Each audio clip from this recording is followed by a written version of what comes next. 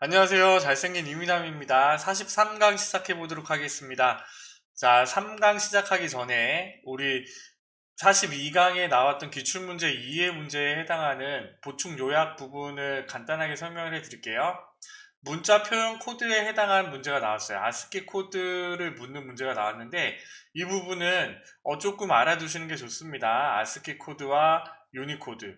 유니코드는 2바이트 16비트로 되어 있어서 2의 16승만큼 표시를 할 수가 있습니다. 그래서 65,000자를 표시를 할 수 있기 때문에 유니버셜이라고 생각을 하면 전 세계의 문자를 다 표현이 가능하다라는 정도로 보시면 되고요.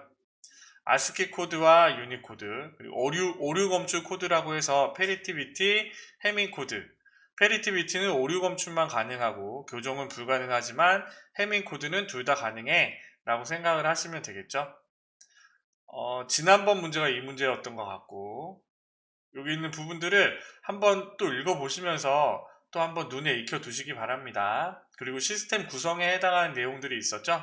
그래서 ms config 쳐서 나오는 창에 해당하는 부분인데 시스템 구성에 해당하는 부분을 또 한번 읽어보시면 또 정리가 되겠죠.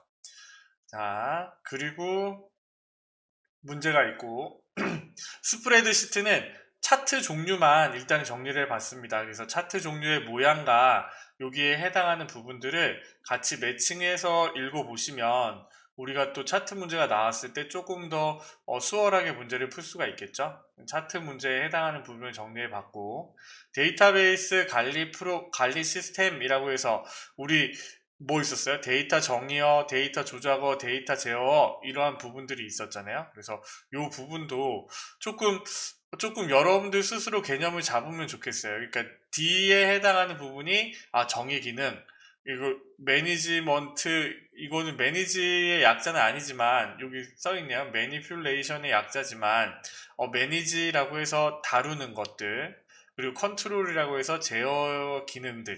그래서 그거에 해당하는 여기에 해당하는 명령어 요 정도만 좀 여러분들이 외워두시면 좋으실 것 같고요. 문제에도 이렇게 나오잖아요.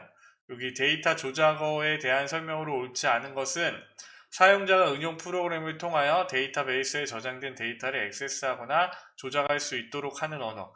문제를 읽으면 무슨 말인지 잘 모르겠잖아요. 그렇죠? 그런데 일단은 우리는 조작어를 다루는 거니까 조작할 수 있는 언어네? 라고 생각을 하고 비절차 데이터 조작 언어는 사용자가 어떠한 데이터가 필요한지를 명시할 뿐 어떻게 구하는지 명시할 필요가 없다. 이렇게 써놓으면 우리가 이런 내용들을 하나하나 다 모르기 때문에 사실은 조금 헷갈리고 이게 뭐야? 라고 해서 문제를 두 번, 세 번 읽게 되는데요. 그래도 요런 문제가 나왔을 때 2016년 10월 달에 나온 문제니까 뭐 이렇게 해서 4번이 정답이야. 왜요? 근데 이 문제는 되게 또 헷갈리게 돼 있어요. 정확하게 알고 있지 않으면 select, update, create, delete예요. create는 우리 데이터 정의어에 해당하는 거죠. 데이터를 구성하기 위해서 만드는 거, 테이블을 만드는 거. 그게 create잖아요. 그래서 이 부분이 이렇게 섞여서 들어가서 문제가 나온 케이스네요. 그렇죠?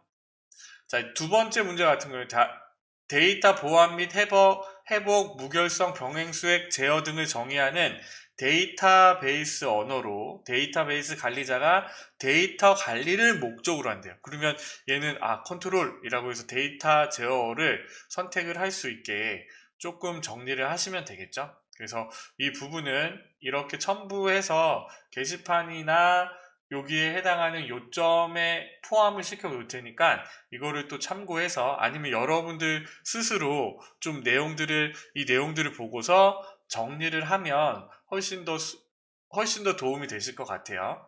자, 2강 복습은 여기서 끝내고 2회차 기출문제 복습을 여기서 끝내고요. 3회차 보도록 하겠습니다.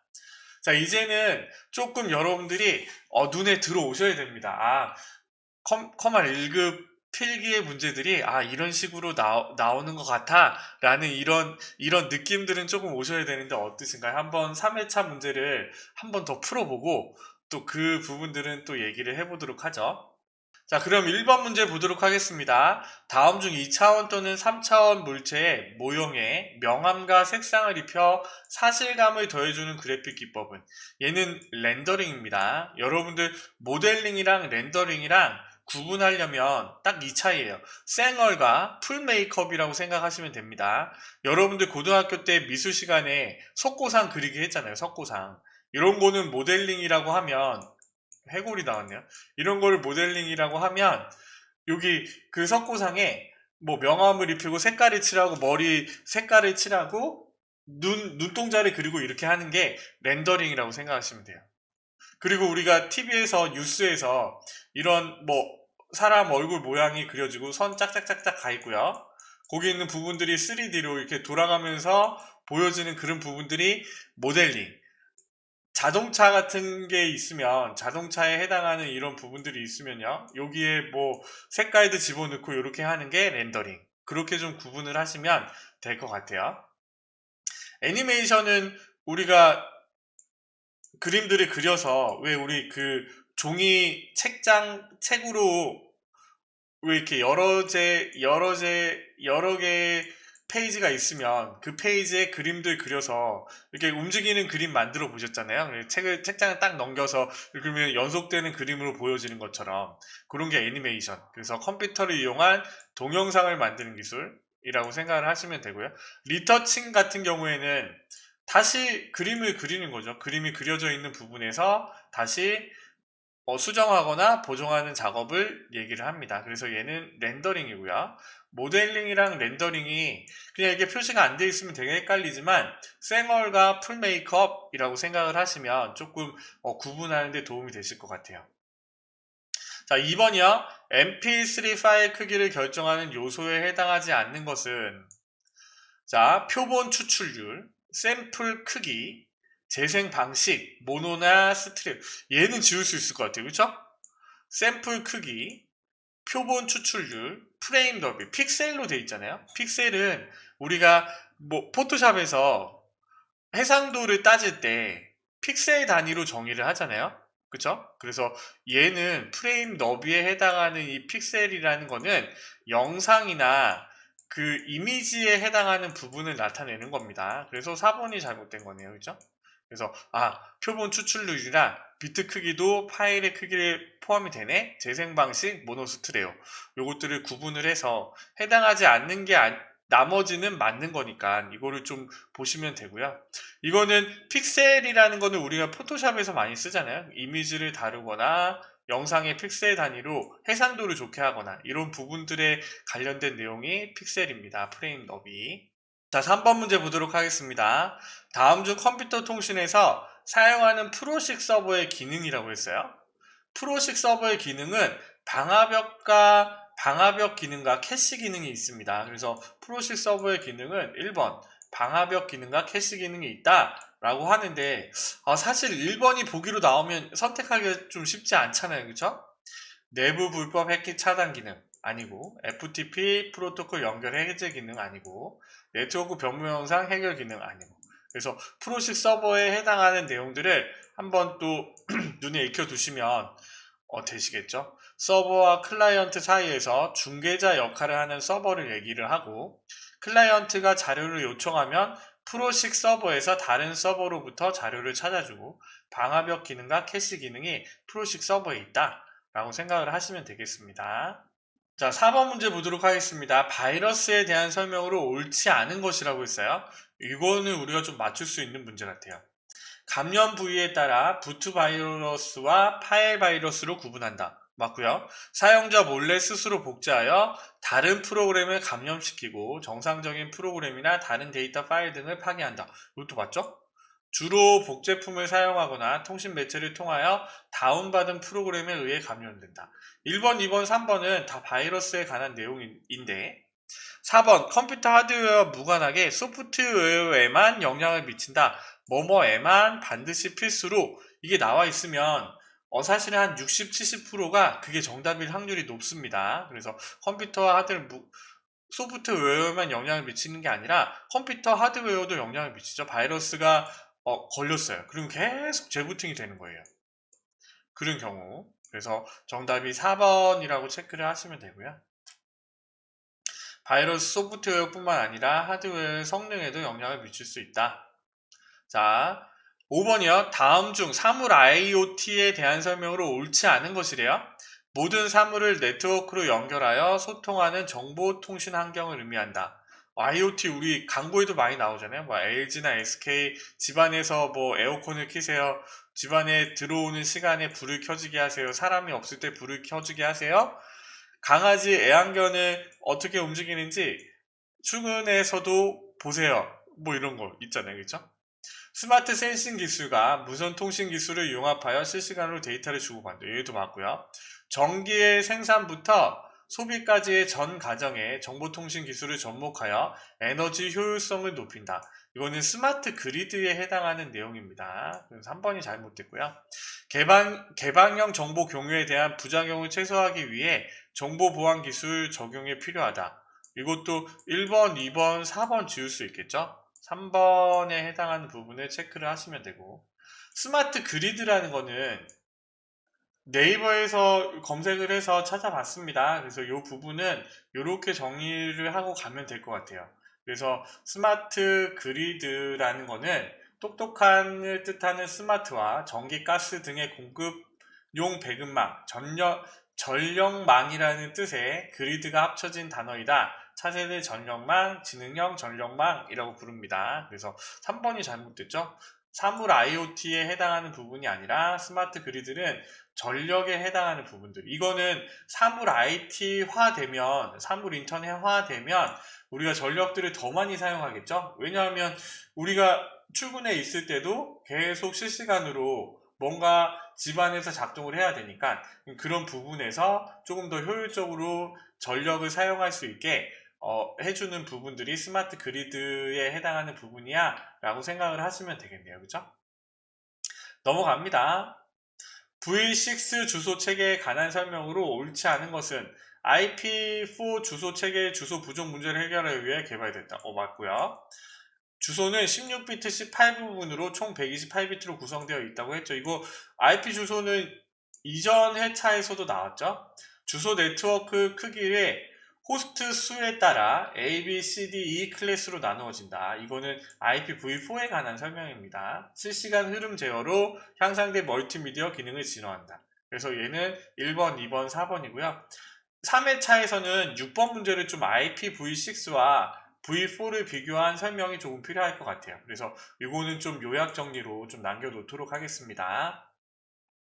다음 중 인터넷에 사용하는 URL에 관한 설명으로 옳지 않은 것은 인터넷상에 존재하는 각종 자원의 위치를 나타내주는 표준 주소 체계이다. 맞죠? 내가 어떤 링크에 들어가고 싶어요. 그러면 URL 주소 좀 보내줘 라고 하면 그 주소 링크를 타고 들어가면 그 내용들을 볼 수가 있잖아요. 우리가 이 예제 파일을 다운로드 받을 때 URL 링크에 들어가서 거기 안에 있는 파일을 다운로드 받잖아요. 그래서 각종 자원의 위치를 나타내는 표준 주소 체계가 맞고, URL의 일반적인 형식은 프로토콜, 호스트 주소, 포트 번호, 파일 경로. 이것도 맞습니다. 계정이 있는 FTP의 경우 HTTP 사용자 이름, 서버 이름, 포트 형식으로 사용한다. FTP를 갖고 오려면요, 여기의 부분에 HTTP가 아니라 FTP를 사용하셔야 됩니다. 그래서 3번이 틀렸네요. 메일토 프로 MAILTO 프로토콜은 IP 정보 없이 받는 사람의 이메일 주소만 나타나면 된다. 그래서 1번, 2번, 4번이 맞는 거고요. 3번이 틀렸네요. 여기 형식의 경우 FTP로 시작하잖아요. FTP, ID, 패스워드 이렇게 경로로. 그래서 정답이 3번이고요. 자, 8번 문제 보도록 하겠습니다. 다음 중 컴퓨터 통신에 사용하는 프로토콜 기능에 관한 설명으로 옳지 않은 것은 프로토콜의 기능 3가지가 있었죠? 어떤 거요? 흐름 제어 기능, 동기화 기능, 오류 검수 기능. 여기 밑에 있네요. 흐름 제어 기능, 동기화 기능, 오류 검수 기능. 자, 통신망에 전송되는 패킷의 흐름을 제어하는 시스템 전체의 안전성을 유지한다. 이거는 흐름 제어 기능이네요. 정보를 전송하기 위해 송수신기 사이에 같은 상태를 유지하도록 동기화 기능을 수행한다. 안정성을 유지한다. 데이터 전송 도중에 발생하는 오류를 검출한다. 프로토콜의 기능에 해당하는 내용입니다. 네트워크에 접속된 다양한 단말 장치를 자동으로 인식하여 호환성을 제공한다. 이거는 그냥 다른 내용들을 하나 갖다 놓은 거고요. 프로토콜의 기능은 흐름 제어, 동기화 기능, 오류 검출 기능이다. 이렇게 정리를 하면 되겠네요. 9번이요. 객체 지향 프로그래밍 언어에 대한 설명으로 옳은 것은? 이거 이전 문제에 나왔죠? 소프트웨어 재사용으로 프로그램 개발 시간을 단축할 수 있고, 그리고 C++이나 자바 등이 있고, 상속성, 캡슐화, 추상화, 다양성의 특징이 있다. 순차적인 처리가 중요시되며 프로그램 전체가 유기적으로 연결돼.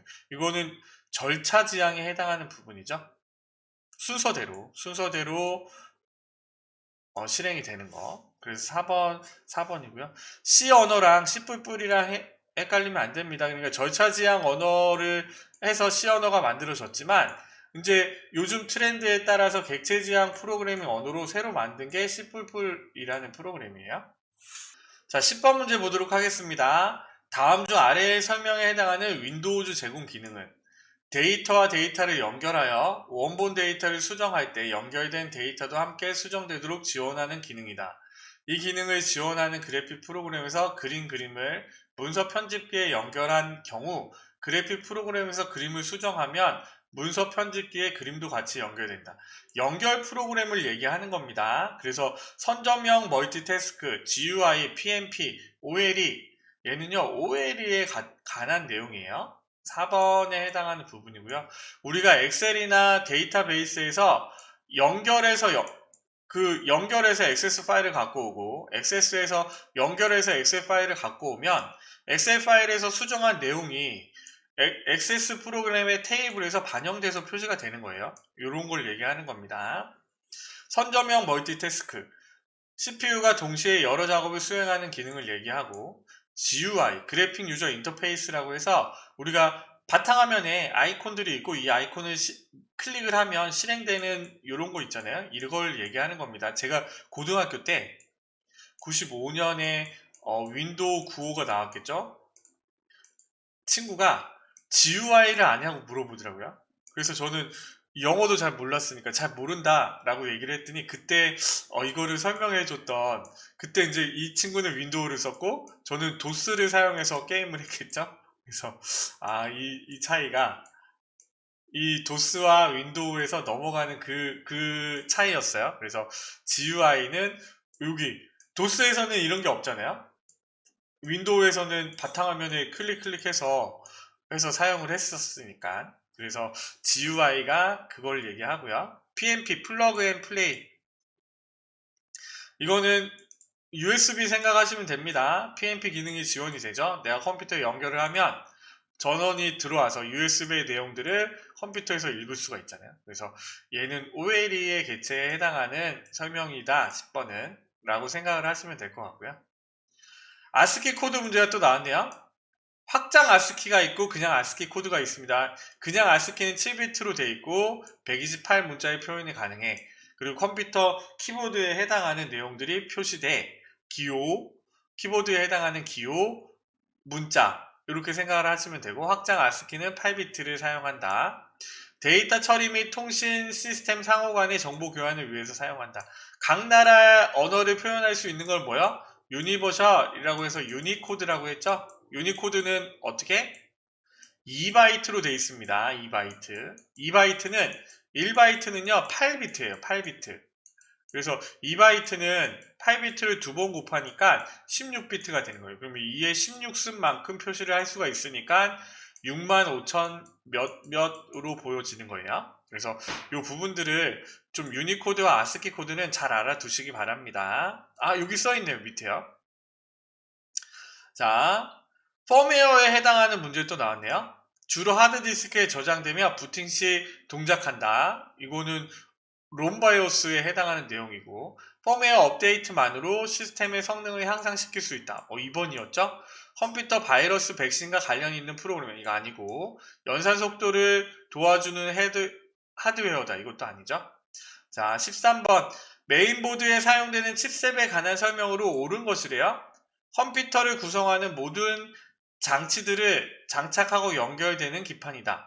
얘는 메인보드에 해당하는 내용입니다. 그러니까 메인보드에 우리가 뭐 메모리 집어넣고 CPU 집어넣고 이렇게 해서 조립을 하잖아요. 메인보드에 해당하는 내용이고, 메인보드에 장착되어 있는 각 장치들을 제어하는 제어하고 역할을 조율한다. 메인보드에 사용되는 칩셋에 관한 내용. 2번이 정답이네요. CPU와 주변 장치 간의 데이터 전송에 사용되는 통로 역할을 한다. 이거는 버스라는 거 하는 거예요. 버스, 통로의 역할. 이렇게 메인보드 주변 장치를 연결하기 위한 접속 부분을 얘기한다. 포트. 1번, 3번, 4번에 해당하는 내용이고 2번이 칩셋에 해당하는 내용이죠.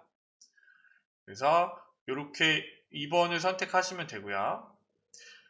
SSD에 해당하는 내용이 또 나왔네요. 옳은 것이라고 했습니다. 고속으로 데이터를 입력할 수 있으며 배드 섹터가 발생하지 않는다. 맞죠? 하드디스크는 디스크 형식으로 되어 있지만 SSD는 메모리 형식으로 되어 있다고 했잖아요. 그래서 1번이 정답이고, 같이 바로 덮어쓰기를 할 수 있으며 읽기 성능이 비슷하지 않고 훨씬 빠릅니다. 그래서 요즘은 HDD가 SSD로 바뀌고 있는 추세예요. 왜요?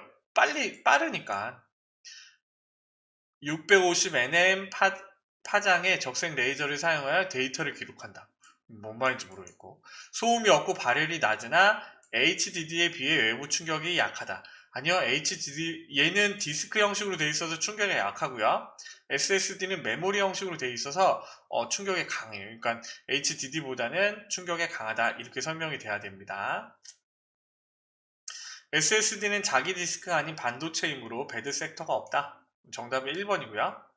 외부 인터럽트가 발생하는 경우에 해당하지 않는 것은 컴퓨터의 전원 공급이 중단되었을 경우.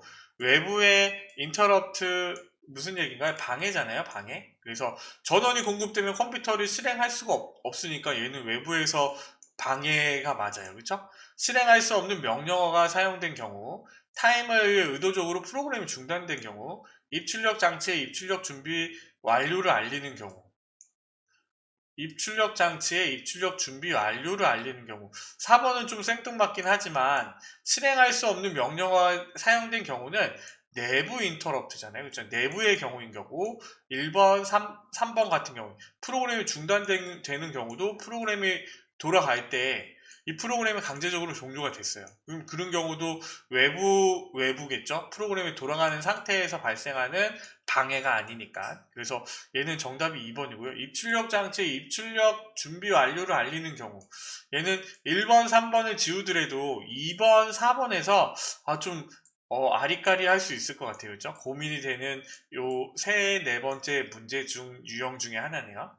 실행할 수 없는 명령어가 사용된 경우가 내부 인터럽트라서 2번이라고 선택을 하셔야 됩니다. 16번 레지스터에 대한 설명으로 옳은 것이라고 했어요. 레지스터에 관한 설명으로 옳은 것은 CPU 내부에서 특정한 목적에 사용되는 일시적인 기억 장소이다. 1번이 맞아요. 메모리 중에서 가장 속도가 느리며 플립플롭이나 레치 등으로 구성된다.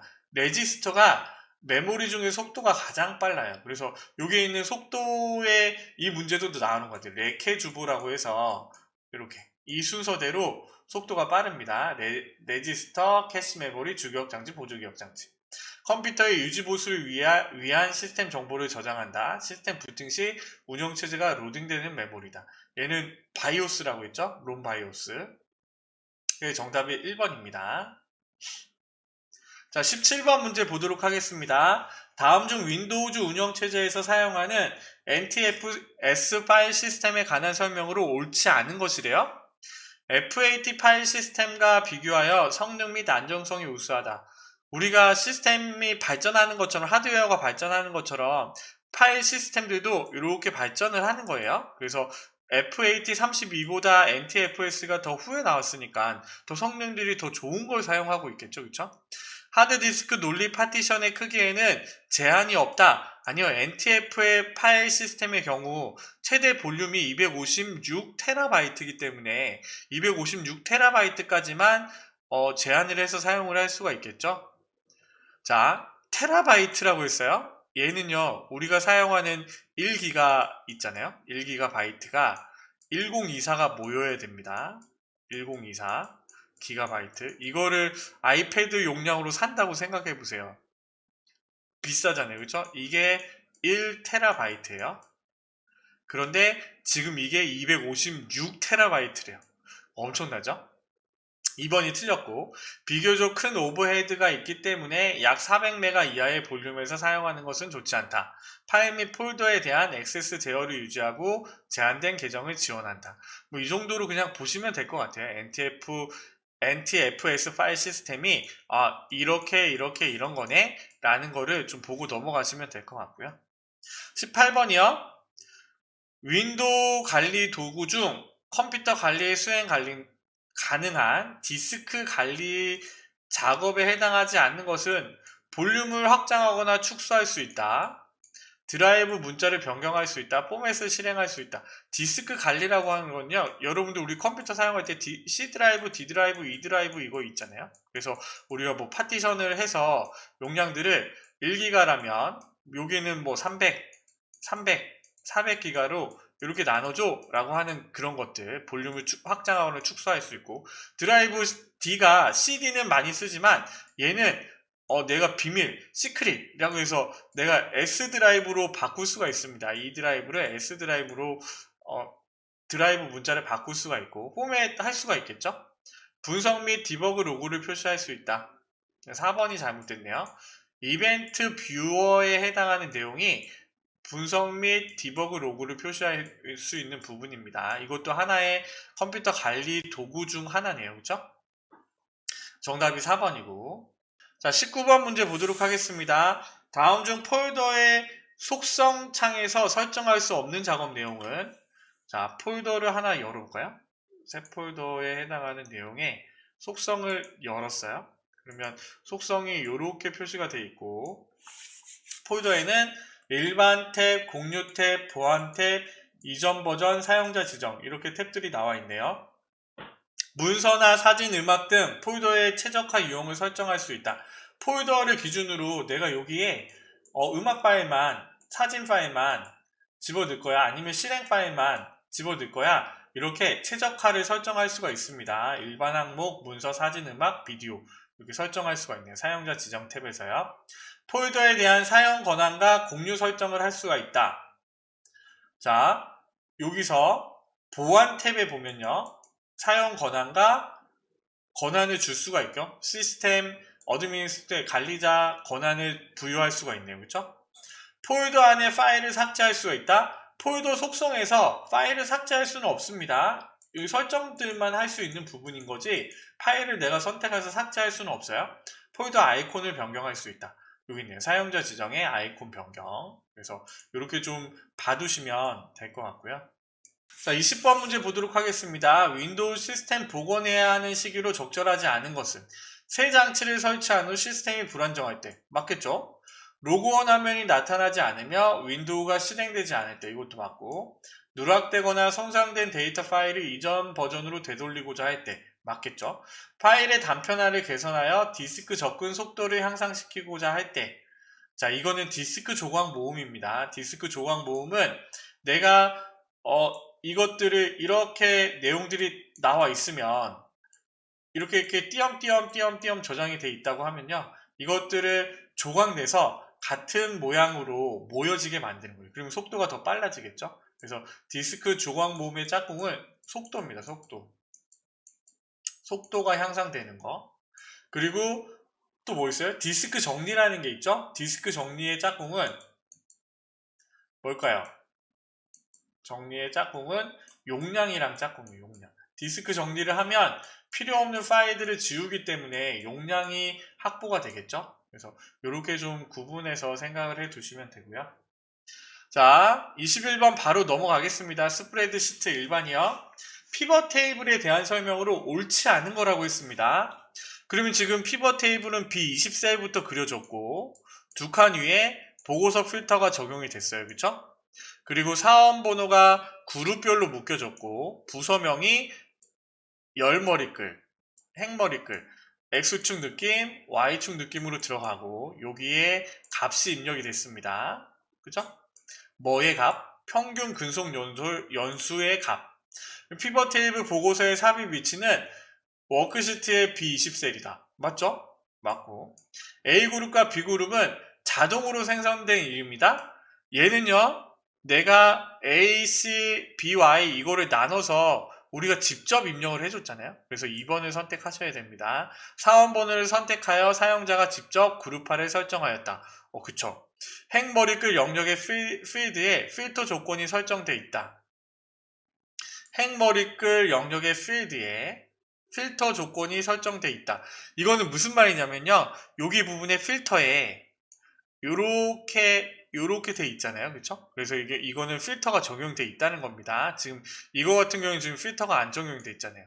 그쵸? 여기 있는 부분에서. 그래서 여기 있는 부분은 필터가 적용이 됐다는 부분이에요. 이것도 1번, 3번은 쉽게 지울 수 있지만 이 부분이 뭐지? 라고 생각할 수도 있을 것 같아요. 그런데 여기 있는 필터 모양이 나와 있기 때문에 행 머리글에 행 레이블 영역에 필터가 적용이 돼 있네 라고 생각을 하시는 겁니다. 자, 22번 다음 중 부분합에 대한 설명으로 옳지 않은 것을 찾으래요. 그쵸? 옳지 않은 것.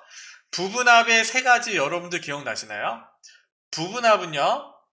첫 번째 정렬. 부분 계산하기 위해서 남녀가 섞여 있으면 남자 따로 여자 따로 정렬을 해줘야 되잖아요. 그게 첫 번째. 그 다음에 두 번째는 뭐요? 정렬한 기준으로 그룹을 해주는 겁니다. 그 다음에 세 번째는 두 번 계산할 때 새로운 값으로 체크 해제. 요거 생각하시면 되겠죠? 다중함수를 이용하는 중적 부분을 작성하려면 부분합 대화 상자에서 매번 새로운 값으로 대체 항목을 선택해야 한다. 자, 매번이 아니죠? 처음에 한번 내가 계산을 하고 두 번째 계산할 때 새로운 값으로 대체 체크를 해제를 해줘야 되잖아요. 그쵸? 1번이 잘못됐네요. 자, 부분합을 제거하면 부분합과 함께 목록에 삽입된 윤곽 및 페이지 나누기도 제거된다. 맞고요. 세부 정보가 있는 행 아래의 요약행을 지정하려면 데이터 아래 요약 표시 항목을 선택한다. 선택하면 되고요. 중톡 부분합은 이미 작성된 부분합 그룹 내에 새로운 부분합 그룹을 추가하는 거다. 우리가 부분합 문제를 안 풀어봤으면 이 부분은 어렵겠지만 우리가 실기에서 부분합의 내용들을 다뤄봤잖아요. 그래서 이 부분에 해당하는 부분들은 1번이고 2번, 3번, 4번은 맞는 내용입니다. 자, 23번이요. 자동 필터에 관한 설명으로 옳지 않은 것이라고 했어요. 날짜가 입력된 열에는 요일로 필터링 하려면 날짜 필터 목록에서 필터링 기준으로 사용할 요일을 하나 이상 선택하거나 취소한다. 자, 날짜 자동 필터에서 날짜는 요일로 필터링 하는 기능이 없습니다. 그래서 연월일로 표시가 되어 있는데 그 날짜를 기준으로 계산을 해서 요일로 나와서 필터링을 할 수가 없어요. 숫자나 문자나 날짜 형식으로 필터링을 할 수가 있어요. 근데 날짜 형식은 내림차순, 오름차순으로 필터링을 할 수가 있겠죠. 날짜를 기준으로 내가 1월달 월로는 구분할 수 있어요. 그런데 요일로는 월화수목금토일로는 구분되어 있지 않습니다. 그럼 1번이 잘못됐고요. 두 개 이상 필드의 조건을 설정하는 경우 필드 간의 AND 조건으로 결합되어 필터링 된다. 그렇죠? 자동 필터에 해당하는 설명입니다. 그러니까 내가 필드명에 성별이 남인 친구들을 찾고 거주지가 서울인 친구들을 찾을 거예요. 그러면 성별이 남이고 거주지가 서울이어야 되니까 AND 조건으로 연결되는 게 맞고요.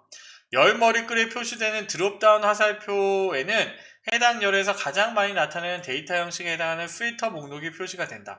그러니까 내가 필드가 있는데 막 섞여 있어요. 숫자도 들어가 있고 날짜도 들어가 있고 문자들도 들어가 있습니다. 그러면 그 중에서 가장 많이 나타나는 데이터 형식에 해당하는 필터 목록이 표시가 되는 거예요. 검색 상자를 사용하여 텍스트와 숫자를 검색할 수 있으며 배경 또는 텍스트의 색상 서식이 적용되어 있는 경우 셀의 색상을 기준으로 필터링 할 수 있다. 정답이 1번이고 2번, 3번, 4번이 맞는 얘기고요. 다음 중 아래와 같이 왼쪽 그림에 B2, B5의 영역을 텍스트 나누기를 실행하여 교통과 시설과 이 까를 같이 나눴네요. 그쵸? 가정으로 옳지 않은 것이라고 했어요. 그럼 우리는 얘는 내가 선택한 범위에 텍스트 나누기를 적용을 해서요. 너비가 일정함으로 선택을 했네요. 그렇죠? 왜냐하면 두 글자 뒤에 여기에 해당하는 까들이 나오잖아요. 그래서 이렇게 잘라주는 겁니다. 텍스트 마법사 2단계의 데이터 미리 보기에서 분할하려는 위치를 클릭하여 구분선을 넣는다. 맞아요. 내가 이 부분에서 너비가 일정한 이 부분에 체크를 하면 이 부분이 나와서요. 내가 구분선을 집어넣을 수 있게 나와요. 그러면 내가 클릭을 하면 이 사이와 왼쪽과 오른쪽이 나눠지는 겁니다. 분할하려는 행과 열에 삽입 가능한 구분선의 개수에는 제한이 없다? 열 구분선은 130개 이상 만들 수 없다. 130개까지만 만들 수 있나 봐요. 구분선을 삭제하려면 구분선 마우스로 2번 클릭한다. 맞고요. 구분선을 옮기려면 선을 마우스로 클릭한 상태에서 드래그한다. 그리고 빠져야겠네요. 그렇죠? 선을 마우스로 클릭한 상태에서 드래그를 한다. 이건 맞아요.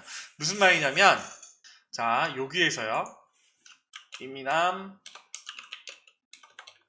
잘생긴 이미남 만만세라고 썼어요.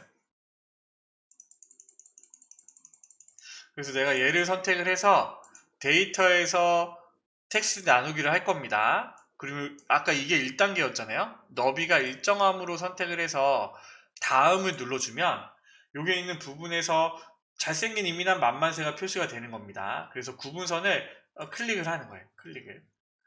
이렇게 이미남 만만세. 이렇게. 그런데 이 부분은 내가 지금 클릭을 잘못했잖아요. 그래서 이렇게 선택을 해서 이동도 할 수가 있고 이렇게 선택한 상태에서요. 지워지지는 않습니다. 구분선을 선택을 하고 옆으로 당겨주는 거예요. 없애려면요. 옆으로. 그래서 여기와 여기. 아, 손이 어떻게 잘못됐나봐요. 이거 클릭을 하니까 옆에가 선택이 되는데 이렇게 선택을 해주는 거예요. 클릭을 하면 되고 자, 더블 클릭을 하면 또 사라지네요. 그쵸? 더블 클릭을 해도 선이 사라집니다. 옆으로 당겨도 되고 저 이번에 잘해볼게요. 땅, 성공. 땅, 성공. 그래서 잘생긴 이민남 만만세로 열을 구분한다는 얘기입니다. 구분선을 넣으려면 마우스로 클릭합니다. 구분선을 삭제하려면 구분선을 2번 클릭합니다. 구분선을 옮기려면 마우스를 클릭한 상태에서 끕니다. 다음 마침 하면 이렇게 나눠지죠. 이거에 해당하는 내용이고요. 정답이 2번인데 이거는 129개까지만 만들 수 있나 봐요. 선을. 이렇게 만들 리도 별로 없을 것 같지만 여하튼 이렇게 정해져 있습니다. 26번이요. 셀 표시 형식을 이렇게 표시했대요. 양수, 음수를 기준으로 나눴어요. 그렇죠? 양음 0 기준으로 나뉘는 거니까 표시했을 때 결과로 옳은 것은 음수니까요. 빼기 32767이잖아요. 빼기 32767이니까 일단은 가로가 붙어야 돼요. 그렇죠? 가로가 붙고 그러면 1번, 2번은 지울 수가 있겠네요. 그렇죠? 그리고 얘 보니까 음수이지만 여기에 마이너스가 붙어 있지는 않으니까 3번을 선택을 하시면 되겠죠. 26번 데이터 입력에 관한 설명으로 옳지 않은 것이라고 했어요. 자, 동일한 문자를 여러 개의 셀에 입력하려면 셀에 문자를 입력한 후 채우기 핸들을 드래그를 한다. 동일한 문자를 여러 개의 셀에 입력하려면 셀에 문자를 입력한 후 채우기 핸들을 드래그를 한다. 그쵸? 잘생긴 이미남 이렇게 드래그를 하면 이렇게 문자들이 복사가 되죠. 숫자 데이터의 경우 두 개의 셀을 선택하고 채우기 핸들을 선택 방향으로 드래그를 하면 두 값의 차이만큼 증가 감소하며 자동 입력된다. 이거 우리 저번에 해봤잖아요. 그쵸? 1, 3이라고 해서 얘를 드래그를 하면 두 단위로 내가 여기에 빼기 5라고 해볼까요? 이렇게 선택을 하고 옆으로 당겼어요.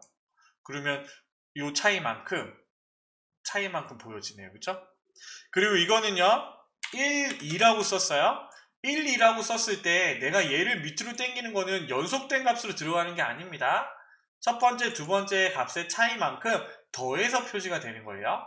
그래서 얘는 일단은 또 맞고, 일정 범위 내에 동일한 데이터를 한 번에 입력하려면 Shift 엔터가 아니라 컨트롤이죠. 컨트롤 엔터입니다. 무슨 말이냐면 내가 이렇게 선택을 해서요, 잘생긴 이민남이라고 써서 컨트롤 엔터를 치면 내가 선택한 영역에 한 방에 들어간단 말이에요. Shift 엔터는 아니에요. 그러면 한번 이민남이라고 쓰고 Shift 엔터를 치니까 어떻게 돼요? 내가 선택한 이 범위의 끝으로 가네요. 그렇죠? Shift 엔터를 치니까 제 선택한 범위의 제일 마지막으로 가는 게 Shift 엔터. 컨트롤 엔터가 값이 입력이 되는 부분이에요. 사용자 지정 연속 데이터 채우기를 사용하여 데이터를 입력하는 경우 사용자 지정 목록에는 텍스트나 텍스트 숫자 조합만 포함될 수 있다. 이게 그렇대요. 3번이 틀렸고. 자, 27번 문제 보도록 하겠습니다. 다음 중 날짜 데이터의 입력에 대한 설명으로 옳은 것은 날짜는 1900년 1월 1일을 1로 시작하는 일련번호로 저장된다. 1번이 맞습니다. 1900년도 1월 1일부터 1이라고 하는 일련번호로 저장된다 라고 하는 말이 맞아요. 무슨 말이냐면 우리가 날짜 형식을 컨트롤 세미콜론을 누르면 오늘 날짜가 들어가잖아요. 그렇죠? 그런데 이 부분을 우리는 표시 형식, 사용자 지정의 표시 형식의 날짜라고 돼 있어서 날짜 형식으로 보이지만 예를요, 숫자 일반 형식으로 숫자로 바꾸면 444493이라는 값이 나와요. 그러면 지금 10월 23일이면 자, 얘는 92가 되죠. 그렇죠? 그래서 이렇게 1900년 1월 1일 1900년 1월 1일이 1로 계산이 되는 거예요. 그래서 이렇게 이만큼의 날짜가 지난 겁니다. 그래서 계산을 하는 게 맞는데 우리는 흔히 많이 이렇게 일련번호로 날짜가 표시가 되면 여러분들이 계산 문제를 푸시거나 다른 거 하실 때 되게 헷갈려 하시더라고요. 그래서 여기 사용자 지정에 간단한 날짜로 바꾸시면 그 날짜가 다시 나타납니다. 그래서 1번은 맞고요. 날짜 데이터는 슬래시나 점 또는 하이픈으로 연월일을 구분하는데 슬러시와 하이픈으로 기준됩니다. 점은 아니에요. 수식에서 날짜 데이터를 직접 입력할 때 작은 따옴표로 묶어서 입력한다. 작은 따옴표로 묶어서 입력하는 게 아니라 큰 따옴표로 묶어주는 거예요. XS에서는 뭐였죠? 샵으로 날짜와 날짜 사이에 샵을 집어넣는다고 했고 단축키 컨트롤 알트 세미콜론을 누르면 오늘 날짜가 아니라 현재 시간이 입력이 되는 거죠. 그런데 요즘 거는 안 된다. 그죠? 시간이 들어가지 않는다. 라고 얘기를 했어요. 자, 28번 넘어가도록 하겠습니다. 아래 그림에서 바로가기 메뉴 삭제 옵션을 선택하여 실행한 결과로 가능하지 않는 것은 내가 얘를 선택을 해서 지운 거예요. 바로가기의 메뉴의 삭제 옵션을 선택하여 실행한 결과가 가능하지 않는 것. 그러면 내가 이 범위를 선택을 해서 지웠습니다. 자, 이거는 삭제 바로가기 메뉴로 확인을 하셔야겠네요. 그렇죠? 그래서 어떻게 해요? 셀을 왼쪽으로 밀거나 셀을 위로 밀기. 그래서 내가 선택을 한 상태에서 왼쪽으로 밀면 여기에 있는 내용들이 여기 뿅 들어가겠죠. 그렇죠?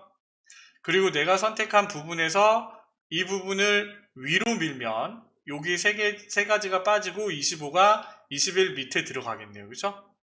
그리고 행 전체를 지우거나 여기에 해당하는 행 전체를 지우거나 열 전체를 지운다고 했잖아요. 그럼 내가 선택한 A열이 지워지니까 얘는 되지만 여기에 있는 부분에서 여기에 있는 내용만 바로 지워지지는 않네요. 그렇죠? 그래서 3번이 됐네요. 근데 우리가 여기서 내가 선택을 하고 딜리트를 누르면 그냥 이렇게 지워지잖아요. 그렇죠? 근데 이 부분이 아니라 이 홈에서 삭제 메뉴에서 여기 삭제 바로가기 메뉴에서 적용이 되는 거는 왼쪽으로 밀기, 위로 밀기, 행 전체나 열 전체를 얘기하는 겁니다. 그럼 여기 내가 행 전체를 선택을 하고 지우니까 어떻게 돼요? 여기에 해당하는 행이 다 지워져 버리죠. 그럼 내가 여기 있는 부분에서 바로가기 메뉴에 삭제해서 열 전체로 해볼게요. 그러면 여기에 해당하는 열이 다 지워져 버리잖아요. 그러니까 여기에 해당하는 부분에 세 번째가 여기 있는 부분들이 없기 때문에 세 번째가 정답이 되겠네요. 이거는 그냥 딜리트를 눌러서 지우면 지워집니다. 문제를 다시 한번 볼게요. 삭제 옵션을 선택하여 실행한 결과라고 했으니까 왼쪽으로 밀고 위쪽으로 밀고 왼쪽으로 밀고 위쪽으로 밀고 열 전체를 삭제하고 행 전체를 삭제를 하면 여기가 다 삭제가 돼야 되겠죠. 그쵸? 얘네가 삭제가 되고 여기 있는 얘가 여기에 딱 붙어야겠죠. 그래서 정답이 3번이고요. 매크로에 대한 설명으로 옳지 않은 것이래요. 매크로 기록 시 리본 메뉴의 탐색도 매크로 기록에 포함된다. 얘는요 아닙니다. 우리가 매크로를 만들 때 개발 도구에서 매크로 기록을 눌러서 요 리본 메뉴에 왔다 갔다 하는 부분들은 기록이 되지 않습니다. 내가 어떤 기능을 실행을 할 때 그 기능이 적용이 되는 거겠죠. 그래서 1번이 잘못됐고 매크로 이름은 숫자나 공백으로 시작할 수 없고 매크로를 사용하면 반복적인 작업들을 빠르고 쉽게 실행할 수 있다. 그쵸? 그래픽 개체의 매크로를 지정한 후 개체를 클릭하여 매크로를 실행할 수 있다. 이거는 우리가 매크로를 만들어 보면 알 수 있는 내용들이잖아요. 자, 30번 비주얼 베이직에서 엑셀 프로그램을 종료하지 않고 현재 활성화된 통합 문서만 종료하기 위한 메서드는 자, 워크북 클로즈입니다. 그러니까 엑셀 프로그램을 다 종료하지 않고 엑셀 프로그램은 띄워져 있고요. 여기에 해당하는 이 워크시트만 여기에 해당하는 부분만 종료하는 메서드가 워크북 클로즈입니다. 액티브 워크북 콰이트, 애플리케이션 카이트, 액티브 윈도우 클로즈, 워크북 클로즈라고 알고 있읍시다. 31번 문제 보도록 하겠습니다. 아래 워크시트에서 순위는 총점을 기준으로 구하되 동점자에 대해서는 국어를 기준으로 순위를 구하였다. G2셀에 입력된 수식으로 옳은 것은? 이건 좀 까다로운 문제네요. 자, 총점을 기준으로 등수를 구하면 우리가 1등 점수가입이 같으면 2등, 2등, 2등 이렇게 구할 겁니다. 그리고 얘가 2등, 얘가 3등, 4등, 4등, 4등, 5등이 될 거예요. 근데 이 부분에서 우리가 좀 더 계산을 해서 뭐 하라고 했냐면 등수가 같을 때, 점수가 같을 때 국어를 기준으로 등수를 구하라고 했단 말이에요. 그러면 국어를 기준으로 뭔가를 어쩌고 저쩌고 해줘야 돼요. 일단 얘기는 무슨 얘기냐 하면 국어 점수를 기준으로 조영상이 더 크니까 얘는 2등이 되면 맞잖아요. 그쵸? 그런데 여기서 정윤지는 70점이고 김성국은 80점이니까 얘가 3등이 되고 얘가 4등이 되는 거예요. 그럼 얘는 더하기 1이 돼야 되고 얘는 더하기 2가 돼야 된단 말이에요.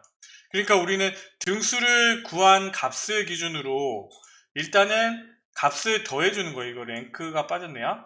값을 더해주는 겁니다. 그런데 어떻게 더해주냐면 개수를 세서 더해주면 되겠죠. 그쵸? 그래서 배열 함수의 공식인 개수를 세는 공식인 열었다 닫았다 곱하기 열었다 닫았다 곱하기 우리는 1까지 외웠잖아요. 그런데 어차피 true false로 계산이 되니까 곱하기 1은 빠진 거고요. 그래서 여기 있는 식을 가지고 설명을 해보면 F2에서 우리는 뭘 했냐면 배열 함수로요. F2부터 F10까지의 F인이 라고 하면 어떤 애들만 참이 된 거예요? 그 자리에 해당하는 애들만 참이 되는 거잖아요.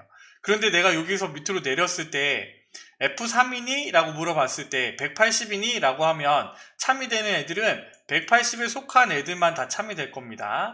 그렇죠? 나머지는 false가 되고요. 그러면 거기에 곱하기 뭘 해주는 거예요? 요 조건. 국어 점수를 기준으로 내가 내 점수랑 비교를 해서 왜냐하면 밑으로 잡아 당길 거니까 구해서 B2부터 B10까지의 값을 구할 테니까 그럼 B2가 B2니까 얘는 똑같은 값을 비교를 하니까 얘는 세는 값이 없겠죠. 그쵸? 그런데요 두 번째 김성국은 내가 80을 집어넣었어요. 80을 집어넣어서 자기를 계산할 때는 값이 똑같아서 얘는 거짓이지만 조용상에 해당하는 값을 계산할 때는 얘는 뭐가 돼요? 1이 되겠죠. 그쵸? 그러면 true에 해당하는 1만 남으니까 얘는 1이 되는 거예요. 근데 정윤지 같은 경우에는 얘보다 큰 애들이 몇 명 더 있어요? 80, 90이라는 값이 두 개가 더 있잖아요. 그러니까 얘는 두 개가 더 더해지는 거예요. 그래서 정답이 3번인데 이런 문제는요 사실은 진짜 쉽지 않네요. 그쵸? 그래서 내가 랭크를 기준으로 이거는 대입하면서 생각해 보는 수뿐이 없을 것 같아요. 그래서 1번 같은 경우는 랭크를 구한 다음에 내가 B2의 랭크를 같이 더해? 라고 하면 더한 숫자뿐이 안 나오잖아요. 이것도 마찬가지고 두 번째 식도 마찬가지고 얘는 곱하기라고 했으니까 이건 말이 안 되는 얘기고 아예 배열함수로 구했지만 배열함수 공식이 사용되지 않았으니까 얘네들은 일단 지우는 거예요. 배열함수로 구해졌지만 얘도 배열함수 수식이 완전하지 않기 때문에 지우고 계산하는 겁니다. 그래서 3번이라고 좀 선택을 하시면 될 것 같은데 이거는 좀 완전 어려운 문제에 속한 문제입니다. 그래서 지금 이렇게 한번 설명을 해봤고요. 자, 32번 문제 보도록 하겠습니다. 아래의 시트와 같이 원본값이 left 원본값, 2 함수를 적용하여 추측값을 뽑아낸 후 추측값들의 합계를 계산하려고 한다. 계산 방법이 옳지 않은 것이라고 했어요. 자, 우리는 문자열 함수를 통해서 나오면 얘는 뭐가 된다고요? 문자가 된다고 했습니다. 근데 문자화된 거를 문자화된 숫자를 우리가 숫자로 바꾸기 위해서 우리는 곱하기 1을 해준다고 했고요. 그 다음에 value라는 함수를 씌우면 된다고 했어요. 그쵸? 자, 그러면 우리는 여기서 sum product의 1 곱하기 얘네들의 값이니까 곱하기라고 했으니까 숫자로 바뀌어서 계산이 될 겁니다. 2번도 마찬가지요. 근데 얘는요, 더하기가 있고 빼기가 있어요. 빼기는 얘를 곱하면 서로 빼기가 곱하면 플러스가 되잖아요. 그래서 숫자화 되지만 플러스라고 쓰는 거는요, 얘는 그대로 표시가 안 돼요. 무슨 말이냐면 내가 여기서 이민한 100이라는 값을요, 라이트 함수를 써서 오른쪽에 세 글자를 갖고 왔어요. 그래서 여기 앞에다가 내가 플러스를 쓰면 얘는 그대로 문자를 표시를 합니다. 문자화로 표시를 해주지만 여기에 내가 빼기라고 쓰면 얘를 어떻게 해요? 숫자로 인식을 해주잖아요. 그래서 그 부분입니다. 그래서 얘는 정답이 3번이 되는 거고요. 자, 33번은 인덱스 함수에 범위로 두 군데를 집어넣네요. 그렇죠? 그리고 2,2 행과 열이고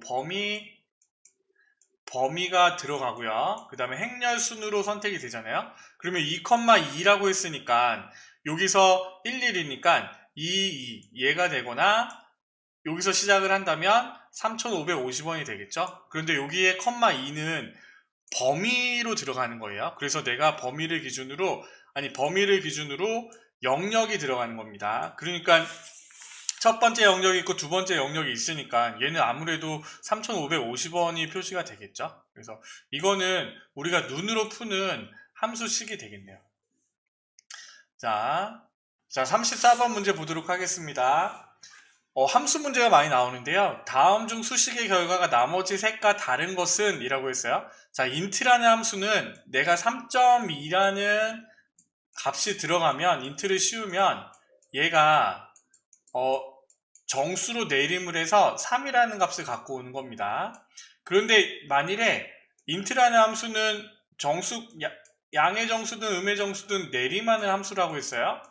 그런데 만일에 내가 여기에 보세요. 빼기 2와 2분의 3이니까 얘는 빼기 1.5입니다. 그쵸? 그러면 얘의 값은 1.5는 여기 있잖아요. 빼기 1.5라는 값은 여기 있어요. 그러면 얘의 int를 씌우면 빼기 1이 될까요? 빼기 2가 될까요? int라는 함수는 정수를 기준으로 내림하는 함수라고 했으니까 1.5가 여기 있으면 얘는 올림이고 이건 내림이잖아요. 그러니까 빼기 2가 되는 겁니다. 그래서 얘의 ABS 절대값을 치우면 얘는 2가 되는 거예요. 2. 숫자 2가 되는 거고. 모두 나머지를 구하는 함수라고 했어요. 그래서 빼기 3을 얘는 2로 나눴어요. 그러면 얘는 숫자 2가 되면 얘가 4가 되고 나머지가 1이 되겠죠. 그렇죠? 그럼 얘의 값은 1이 됩니다. 자, 라운드업 함수를 씌워서 랜드라는 함수를 씌웠습니다. 랜드라는 함수는 함수의 경우마다 난수로 표시가 되는 거예요. 그래서 0보다 크거나 같고 1보다 작은 값이 나오는 거예요. 그래서 얘는요 0.1, 0. 그러니까 랜덤하게 0.2, 0.7, 뭐 0.9 이렇게 나올 겁니다. 그런데 얘는 지금 0.6이 나왔다고 해보세요. 0.6이 나왔다고 했고 컴마 0이라고 했어요. 그러면 얘는 뭐예요? 소수점을 안 보여주고 정수만 보여주게 하는 거잖아요. 근데 라운드 업이니까 0.1이 되든 0.9가 되든 뭐가 되는 거예요? 무조건 1이 되겠죠. 라운드 업 함수잖아요. 그래서 얘는 1이 되고 팩토리얼이라는 함수는 자 내가 는 팩토리얼한 넘버의 계승값을 구한다고 했어요. 그래서 내가 1.9라는 값을 집어넣으면 얘는 값이 1이 나옵니다. 이 팩트라는 함수는 저는 잘 모르겠어요. 그런데 1번이 2고 2번, 3번이 1, 1이라고 하면 내가 4번 문제를 보지 않더라도 1번이라고 체크를 할 수가 있겠죠? 이 4번은 잘 모르겠어요. 팩토리얼 1.9의 팩토리얼이 1이다? 잘 모르겠습니다. 그래서 정답이 1번이고요. 다음 중 엑셀 리본 메뉴를 최소화하는 방법으로 옳지 않은 것은 엑셀 오른쪽 위에 있는 리본 메뉴 최소화 단추를 클릭한다. Alt F1 키를 누른다. Alt가 아니라 Ctrl F1입니다. 그래서 여기에서 Alt F1을 눌러볼게요. Alt F1은 차트를 그려주는 단축키네요. 그죠? Ctrl F1이 여기 리본 메뉴를 줄이는 메뉴입니다. 그래서 정답이 2번이 되고요. 또 마우스 오른쪽 버튼 눌러서 여기 리본 메뉴 축소를 이렇게 눌러도 되겠죠? 해제하거나 리본 메뉴를 최소화하거나 원래 상태로 돌리려면 컨트롤 F1을 누른다. 사실은 1번, 3번은 이 부분에서 좀 제외될 수가 있을 것 같아요. 컨트롤 F1이냐 컨트롤 Alt F1이냐 이 부분에서 서로 두 개가 같이 단축킬 리는 없잖아요. 그래서 얘는 정답이 2번이 틀린 답이고 컨트롤 F1이 단축키입니다. 자, 36번 보도록 하겠습니다. 다음 중 아래 데이터를 이용하여 작성 가능한 차트 종류에 해당하지 않는 것. 이 차트 문제가 제일 좀 헷갈리는 부분 같아요. 그래서 데이터들이 있고 계열이 있고 A사, B사로 나눠져 있습니다. 분산형 차트인 경우에 동부, 서부, 남부, 북부를 해서 A사에 해당하는 이 값들을 표시를 할 수가 있겠죠. B사에 해당하는 값들도 따로 표시를 할 수가 있겠고 도노청 차트도 마찬가지죠. 도노청 차트는 이렇게 그려지니까 여기에 해당하는 동부, 서부에 해당하는 A사, B사에 해당하는 모양들을 도노청 차트로 그릴 수 있을 것 같아요. 영역형 차트도 마찬가지죠. 내가 여기 A사, B사를 기준으로 동부, 서부에 해당하는 퍼센티지에 해당하는 부분들을 이렇게 영역형으로 그릴 수가 있잖아요. 주식형 차트는 그릴 수가 없습니다. 주식형 차트에 해당하는 데이터들은 고가, 저가, 종가의 순서대로 시트의 데이터를 정리를 해서 입력이 돼 있어야 돼요. 그래서 4번이 아니고요. 이 부분은 좀 애매하긴 한데 그냥 이렇게 데이터들이 있고 주식형 차트는 좀 특이하다라고 생각을 하시면 되겠죠. 주식형은 날짜별로 해서 이렇게 그려지는 거잖아요. 그래서 주식형이 뭐 종가, 시가, 종가, 뭐 최저가, 최대가 이렇게 해서 표시가 되는 거잖아요. 차트 막대형 차트 형식으로. 그래서 정답이 4번이라고 생각을 하고 넘어가시자고요. 자, 37번 보도록 하겠습니다. 다음 엑셀 작업 중에 발생할 수 있는 만일의 사태를 대비하고 파일을 복구하기 위한 방법으로 옳지 않은 것. 현재 작업 중인 파일의 백업 파일이 생성되도록 설정을 해두면 되겠죠? 자동 복구를 활성화하여 파일이 원하는 주기마다 자동으로 저장되도록 설정한다. 옵션에 있고요. 자동 복구를 활성화한 경우 검토 탭의 정보 버전 관리에서 작업 중인 파일의 이전 버전을 검토할 수 있다. 이런 메뉴는 없습니다. 따로 없어요. 파일의 정보 탭에 통합 문서 관리에 보면 자동 저장된 파일을 확인할 수 있지만 검토 탭에서 찾을 수 있지는 않아요. 저장하지 않고 닫은 파일을 복구하려면 엑셀 옵션 창에 저장해서 저장하지 않고 닫는 경우 마지막으로 자동 저장된 버전을 유지합니다. 1번, 2번, 4번이 맞고요. 3번이 말도 안 되는 내용을 써놓은 거예요. 자, 수정 전 차트, 수정 후 차트로 변경하기 위한 작업으로 옳은 것은 이라고 했어요. 그래서 지금 얘는요, 로그식으로 1에 1승, 2승, 3승 이런 식으로 바뀌었네요. 그쵸? 그러면 이 부분을 한번 보자고요. 차트 종류는 누적 세로 막대형으로 바꾼다. 누적 세로 막대형으로 바뀐 건 아니에요. 축 단위를 100만으로 설정한다. 100만으로 설정한 게 아니라 이거는 1000만으로 설정한다가 아니라 최대값이 1000만이 된 거죠.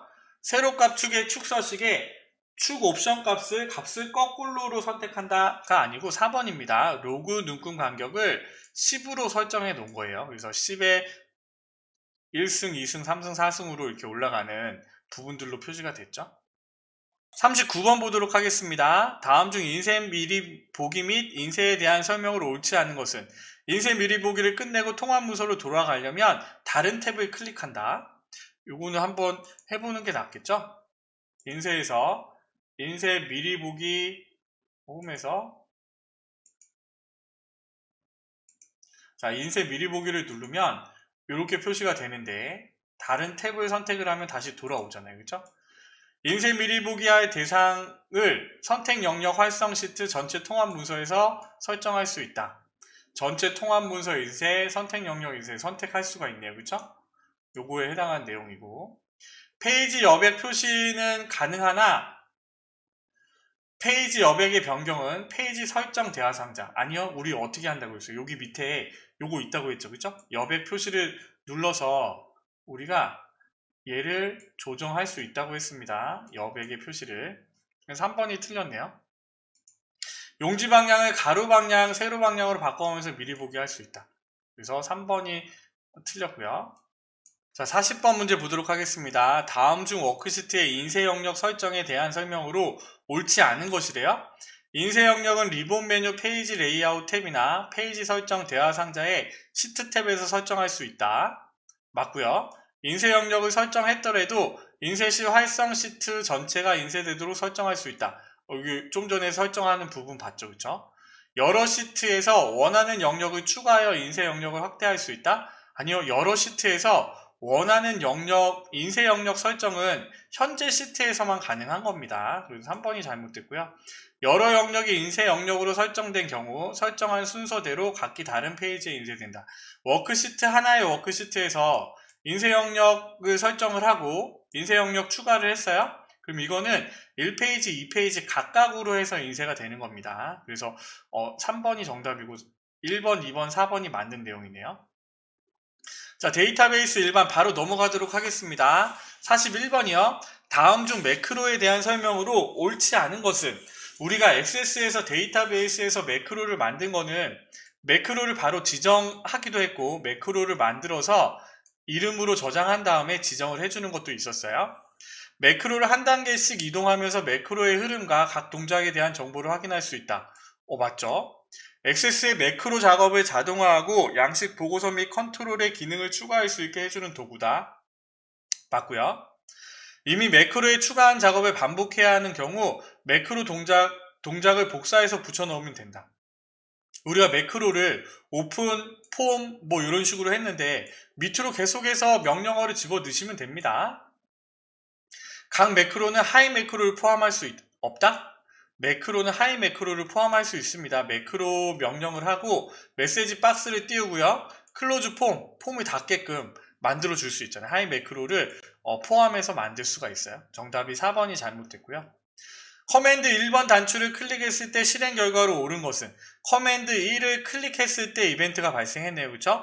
docmd 오픈폰 사원 정보 폼을 앵노멀 평범한 형태로 열어줘 라고 했고 사원 정보에 docmd 고트 레코드 앵뉴 레코드 첫 번째 레코드에 해당하는 새로운 레코드에 해당하는 부분으로 이동을 해줘 라고 한 거예요. 사원 정보 폼이 열리고 새 레코드를 입력할 수 있도록 비워진 폼으로 표시가 된다. 그쵸? 4번이 정답이네요. 가장 마지막 행에 새 레코드의 포커스가 표시된다. 첫 번째 레코드의 가장 왼쪽 컨트롤에 포커스가 표시된다. 마지막 레코드의 가장 왼쪽 컨트롤에 포커스가 표시된다. 액류 레코드라고 했으니까 얘는 새 레코드 데이터가 없는 레코드로 이동을 해주는 거예요. U 레코드로. 그쵸? 고투 레코드. 가라고 했으니까. 폼을 열고 새로운 레코드를 입력할 수 있도록 비워진 폼으로 표시해라. 2번, 3번은 지울 수 있다 하더라도 1번, 4번이 좀 고민일 수도 있겠네요. 그죠? 가장 마지막 행에 새 레코드의 포커스가 표시된다 라고 했으니까. 그쵸?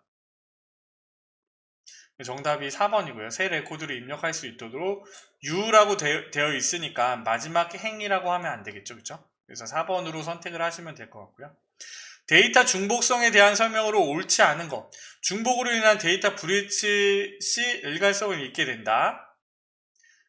중복된 값에 대해 같은 수준의 데이터 보안이 유지되어야 한다. 중복이 많을수록 갱신 비용이 높아질 수 있다. 제어가 분산되어 데이터 무결성을 유지하기 쉬워진다. 자, 중복된 값이 있으면 데이터 무결성을 유지하기가 어렵다 라고 되어 있죠. 그래서 4번이 정답인 거고.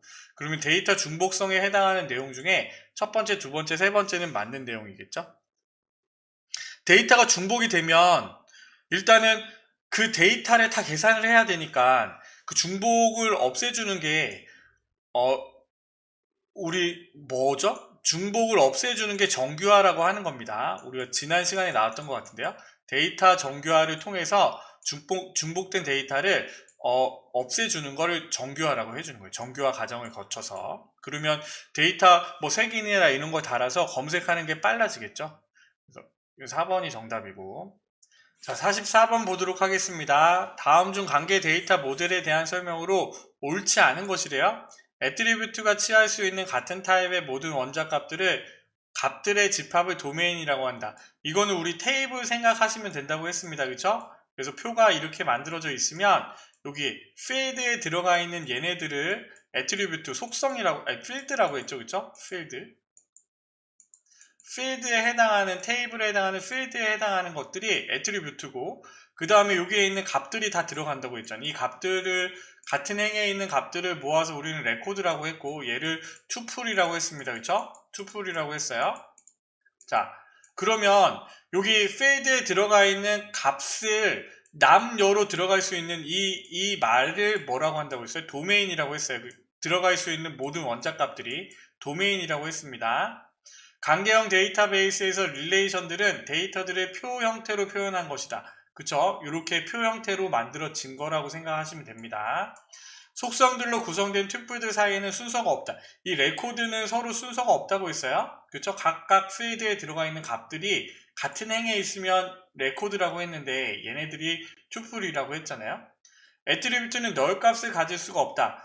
네, 널 값을 가질 수가 있어요. 이게 잘못된 겁니다. 그런데 만일에 이 속성에 pk 기본키가 달려있다 라고 하면요 널 값을 가질 수가 없겠죠. 그래서 pk 기본키인 애트리뷰트는 널 값을 가질 수 없지만 일반 애트리뷰트는 널 값을 가질 수 있다 라고 생각을 하셔야 됩니다.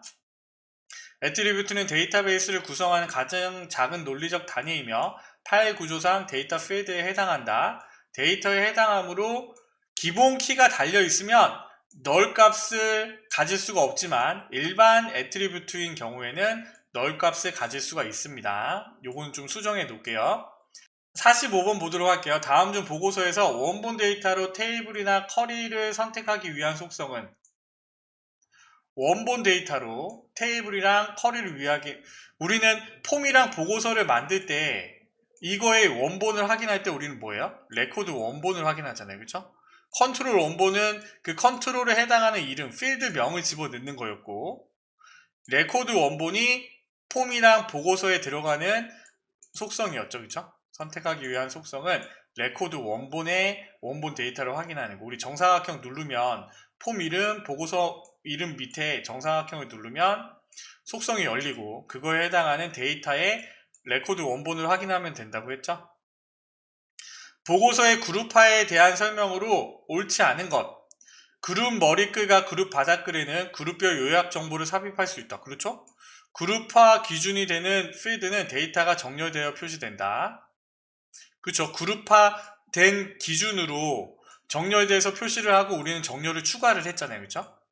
보고서 마법사를 이용하여 기본적인 그룹화 보고서를 작성할 수 있고, 그룹화 기준은 한 개의 필드로만 지정할 수 있다. 그룹화는요 5번까지 가능합니다. 같은 필드를 2개 이상 사용해서 그룹화할 수 있고 여러 개의 필드로 그룹화를 설정할 수 있다. 뭐뭐로만 이라고 했으니까 정답일 확률이 더 높다고요. 자, 47번 보도록 하겠습니다. 다음 중 보고서에 그룹 바닥글 구역에 카운트별, 개수가 표시된다고 했죠. 그쵸? 출력되는 결과로 오른 것은 널 필드를 포함한 그룹별 레코드 개수 1번이네요. 그쵸? 전체 레코드 개수가 아니에요. 그룹 바닥글에 넣었으니까. 그쵸? 보고서 바닥글이라고 하면 전체 레코드 개수가 포함되겠죠. 그쵸? 널 필드를 제외한 널을 포함한 값을 표시를 해주는 거예요. 왜? 레코드 단위로 별을 읽어오니까 그 레코드의 개수를 세주는 거예요. 여기 있는 보고서 바닥글, 그룹 바닥글 이 차이점을 구분하셔야 돼요. 자, 다시 한번 생각을 해보면 그룹 바닥글이 보고서가 이렇게 있으면 자, 여기에 보고서 머리글이 있고 보고서 바닥글이 있어요.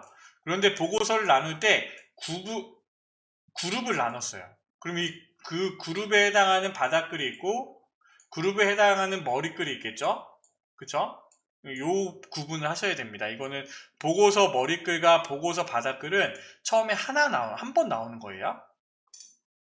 자, 48번. 보고서의 각 구역에 대한 설명으로 옳지 않은 것. 페이지 머리글은 인쇄 시 모든 페이지 맨 위에 출력되며 모든 페이지의 특정 내용을 반복하려는 경우 사용된다. 그쵸? 페이지 머리글은 한 페이지에 보이는 머리글을 얘기하는 거잖아요. 얘를 맞고. 보고서 머리글은 보고서의 맨 앞에 한번 출력되며 함수를 이용한 집계 정보를 표시할 수 없다? 보고서 머리글은 맨 앞에 출력되는 건 맞습니다. 그런데 맨 마지막에 보고서 바닥글에 우리는 총 카운트 별을 하면 어떻게 돼요?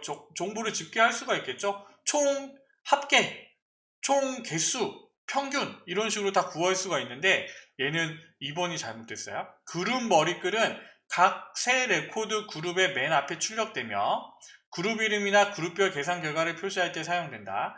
본문은 레코드 원본의 모든 행에 대해 한 번씩 출력되며 보고서의 본문을 구성한 컨트롤이 추가된다. 맞죠? 2번이 잘못됐습니다. 자, 49번 문제 보도록 하겠습니다. 성적 테이블에서 평균 필드의 값이 조건이 90 이상인 친구들을 검색을 해서 학년 필드를 기준으로 내림차순. 내림차순은 DSC였고요. 그쵸? DSC. 반 필드를 기준으로 오름차순. 얘는 ASC였습니다. SQL문의 가로에 알맞은 값을 집어넣으세요. 학년 필드를 기준으로 DSC. 반을 기준으로 ASC. 그쵸? 이렇게 넣어줍니다. 그러면 2번, 4번이 일단 지워지네요. 그런데 그룹 바이가 있고 오더 바이가 있죠?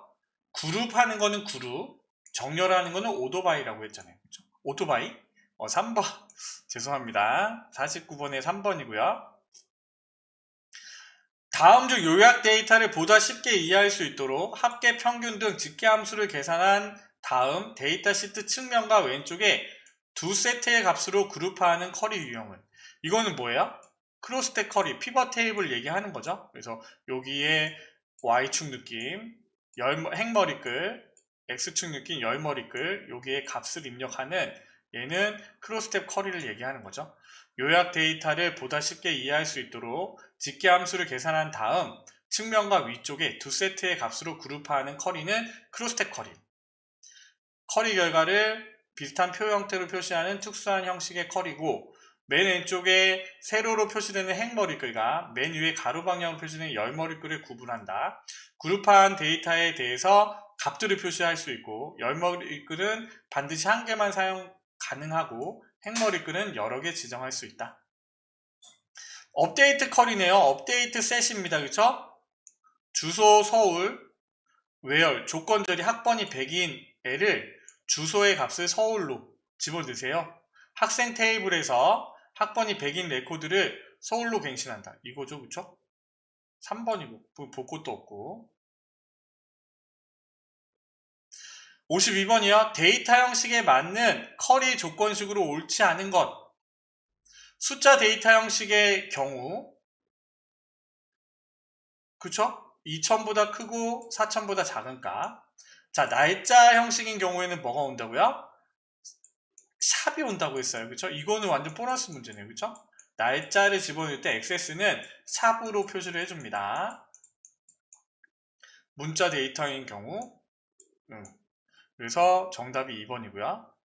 두 테이블에 조인된 필드가 일치하는 행만 포함하여 보여주는 조인 방법은, 일치하는 행만 보여주는 건 내부 조인이라고 했죠. 그쵸? 외부 조인은 이거는 교집합, 외부 조인은 빼주는 거라고 얘기를 했어요. 54번이요. 액세스의 기본 키에 대한 설명으로 옳지 않은 것. 기본 키는 테이블에 디자인 보기에서 설정할 수 있죠. 그쵸? 기본 키로 설정된 필드에 널 값이 허용되지 않는다. 이것도 맞죠? 기본 키로 설정된 필드에 항상 고유한 값이 입력되도록 자동으로 확인된다. 기본 키가 설정되어 있으면 가능합니다. 관계가 설정되어 있는 테이블에서 기본 키 설정을 해제하면 해당 테이블에 설정된 관계도 삭제된다. 관계가 설정되어 있는 테이블에서는 기본키 설정을 아예 해제할 수가 없습니다. 기본키를 해제하면 아래와 같은 메시지 상자가 표시가 된다. 기본키를 바꿀 수가 없습니다. 기본키로 사용되고 있습니다. 기본키를 바꾸려면 관계창에서 관계를 먼저 삭제를 하고 기본키를 해제할 수 있네요. 그렇죠? 정답이 4번이고, 일련번호 데이터 형식에 관한 설명을 옳지 않은 것은, 일련번호는 일정하게 1, 2, 3, 4 이렇게 달리는 걸 얘기하는 거예요.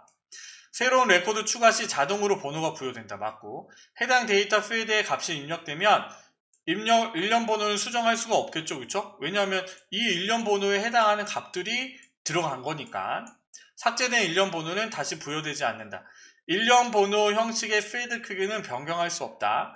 일련 번호의 형식에 들어가서 필드 크기를 내가 조정할 수가 있겠죠? 뭐 10으로 5로 이렇게 바꿀 수가 있습니다. 데이터 형식의 필드 크기의 변경이 가능합니다. 다음 중 폼 작성 시 사용하는 컨트롤에 대한 설명으로 옳지 않은 것. 레이블 컨트롤은 제목이나 캡션 등의 설명 텍스트를 표현하기 위해 많이 사용된다. 레이블은 네이밍하기 위해서, 우리는 액세스를 잘하기 위해서 레이블이랑 텍스트 상자를 잘 구분하시면 된다고 했어요. 그렇죠? 그래서 이 부분들을 잘 구분하는 거, 필드랑 밸류랑 잘 구분하는 거, 이 부분들을 잘 이해를 하고 있으면, 개념을 잡고 있으면 부분에서 실기에서 데이터베이스를 하기가 좀 수월하다고 했잖아요. 텍스트 상자는 바운드 컨트롤로 사용할 수 있으나 언바운드 컨트롤로는 사용할 수 없다. 텍스트 상자에 값이 안 들어가 있으면 뭐라고 표시가 되죠? 언바운드로 표시가 돼 있잖아요. 2번이 잘못됐고, 목록 상자 컨트롤은 여러 개의 데이터 행으로 구성되며 대개 몇 개의 행을 항상 표시할 수 있는 크기로 지정되어 있다. 콤보 상자 컨트롤은 선택 항목 목록을 보다 간단한 방식으로 나타나기 위해 드롭다운 화살표를 클릭하기 전까지는 목록이 숨겨져 있다. 이거는 우리가 폼을 만들어 봤잖아요. 그래서 이것들은 또 쉽게 맞출 수 있는 문제 같아요. 57번 학생 테이블에 S넘버 필드의 레이블이 데이트 시트 보기 상태에서는 학번으로 표시되고자 할 때 설정해야 할 항목은, 얘는 캡션이죠. 자, 이건 무슨 얘기냐면 레이블이 여기에 이 레이블에 해당하는 LBL 제목, 학생, 학번이라는 레이블의 이름이 있고, 이 레이블에 표시되는 이름표, 값이 들어가는 학번이라는 값은 이거는 뭘로 저장된다고 했죠? 캡션이라고 저장된다고 했죠. 그래서 우리가 엑셀에 할 때도 OPT 일주라고 했을 때 여기에 해당하는 얘의 이름이 OPT 일주라는 값이 캡션이고, 요거에 해당하는 컨트롤에 이름이 따로 있었잖아요. 그렇죠? txt 일주라고 한다든지 이름이 따로 있었습니다. 그래서 컨트롤의 이름과 거기에 그 레이블에 표시되는, 여기에 표시되는 이 값의 값은 틀리다고 했어요. 그렇죠? 컨트롤의 이름은 따로 있고 보여지는 값은 캡션이라고 했잖아요. 그래서 캡션 부분으로 선택을 하시면 되고요. 다음 중 폼에서 탭키를 누를 때 특정 컨트롤의 포커스가 이동하지 않도록, 이거는 탭 정지 속성이라고 했습니다. 그쵸? 탭 정지 속성을 예라고 하면 탭 정지가 가능하도록 하시겠습니까? 예. 이거니까 아니요라고 설정을 하면 되겠죠. 그러면 포커스가 이동되지 않습니다. 4번이 정답이고요. 자, 59번 보도록 하겠습니다. 자, 59번 보도록 하겠습니다. 다음 중 폼 작성에 대한 설명으로 옳지 않은 것이래요. 컨트롤 마법사를 사용하여 폼을 닫는 매크로 함수를 실행하는 명령 단추를 삽입할 수 있다. 맞아요. 마법사를 써서 우리가 매크로를 선택할 수가 있어요. 폼 닫기라는 매크로를 지정을 해줄 수가 있습니다. 폼에서 연결된 테이블의 레코드를 삭제한 경우 영구적인 작업이므로 데이터를 되돌릴 수 없다. 그래서 레코드를 삭제를 하면 insert into로 해서 새롭게 집어넣지 않는 이상 다시 뭐 컨트롤 Z로 해서 살릴 수는 없어요. 폼에 컨트롤을 삽입을 하면 탭 순서가 위에서 아래쪽으로 왼쪽에서 오른쪽으로 자동 지정된다. 이거는 폼 마법사를 사용했을 때 우리가 자동으로 생기는 거고요. 우리가 디자인 보드에서 이런 폼의 컨트롤을 하나씩 집어넣으면 넣는 순서대로 지정이 됩니다. 3번이 잘못됐고요. 폼 디자인 도구를 이용하여 여러 컨트롤의 크기와 간격을 일정하게 설정할 수 있다. 정렬 기준을 사용을 해서요. 하나의 컨트롤의 값들을 우리가 선택을 하고 이것들을 하나의 값으로 조정할 수가 있어요. 뭐 열 넓이 같게, 뭐 이런 열 넓이가 같게, 아니면 행의 이 부분들이 일정하게 하는 설정들이 정렬에 있습니다. 그래서 정답이 3번이고요. 다음 중 폼에 대한 설명으로 옳지 않은 것은 모든 폼은 기본적으로 테이블이나 쿼리와 연결되어 표시되는 바운드 폼이다. 모든 폼은 기본적으로 테이블이랑 쿼리가 원본이 되지만 꼭 바운드 된 필요는 없어요. 언바운드 된 부분도 있잖아요. 그죠? 그래서 폼에는 바운드 폼도 있고 언바운드 폼도 있습니다. 꼭 바운드 폼으로 설정되는 부분은 아니에요. 폼 내에서 단추를 눌렀을 때 매크로와 모듈이 특정 기능을 수행하도록 할 수 있고, 일대다 관계에 있는 테이블에는 쿼리의 폼 안에 하이폼을 작성할 수 있다. 일대다로 연결되어 있으면요. 폼과 컨트롤 속성은 디자인 보기에서 속성 시트를 이용하여 설정한다. 나머지는 옳은 거고 1번이 틀렸네요. 자, 우리가 3회차 43강 문제 기출문제들을 풀어봤습니다. 좀 어떠신가요? 좀 우리가 이제 여기 있는 커멘트들을 보고 문제를 좀 풀어봤다면 이후에 있는 기출문제들은 이제 문제들을 푸시는 겁니다. 우리가 3회차를 통해서 어떤 유형의 문제들이 어떤 식으로 나오지? 라는 거를 이제 조금 개념이 잡혔다고 하면요. 이제 44강부터는 기출문제 7개의 기출문제를요. 하나씩 그냥 문제들만 나와 있는 부분에서 문제를 푸시고, 그리고 채점을 하시고 저랑 같이 영상을 보시고 또 한번 같이 또 공부를 해보시고 그 다음에 컴CBT로 보시면 되세요. 이런 식으로 하나의 기출을 3번씩 푼다는 생각으로 좀 보시면요. 이제는 조금 더 이제 눈에 들어오는 부분들이 조금 더 많이 생기실 겁니다. 그래서 이렇게 반복해서 연습을 하시면 되고요. 여러분들은 이번 주에 다 등록을 하셨잖아요. 그쵸? 그래서 이 내용들을 완전하게 뭐 100% 이해를 하고 뭐 다 알고 문제를 푸는 게 아니라 그냥 이렇게 있네 라는 정도, 우리가 문제에 반타작에서 두 개 더 맞을 정도로 공부를 하시면 됩니다. 아시겠죠? 그래서 60점 이상만 맞으시면 합격이니까 좀 이렇게 연습을 하셔서요. 좀 더 준비를 하시고, 시간이 이제 내일 모레가 시험 본다 라고 하면요, 조금 더 열심히 하셔야겠네요. 지금 3회차 분이 못 보셨다고 하면요, 안 되고, 지금은 지금 기출문제 한 8, 9회차 보고, 아니면 다 보고 컴CBT로 모의고사 돌리고 있으셔야 됩니다. 아시겠죠? 자, 44강부터는 기출문제를 바로 풀어보도록 하겠습니다. 긴 시간 고생하셨습니다. 잘생긴 이민남이었습니다. 감사합니다.